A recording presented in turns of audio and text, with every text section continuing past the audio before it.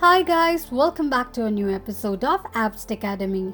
Today in this video, I'm going to show you how you can register for your Etsy's account on web browser. Keep watching the video till the end. To register for your Etsy account on web browser, firstly go ahead and launch open your Google search. On the search box at the top, type in etsy.com and make a search. The official page of Etsy's account will appear on the screen. Click on human icon at the top right corner of the page. On the next page, click on register.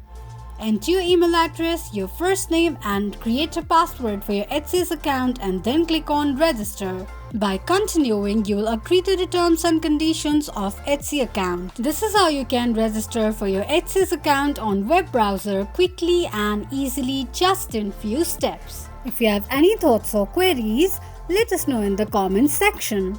Don't forget to subscribe to our channel. Also, press the notification bell icon so that YouTube will notify you whenever we post a new video. I hope this video was helpful to you. Thank you so much for watching.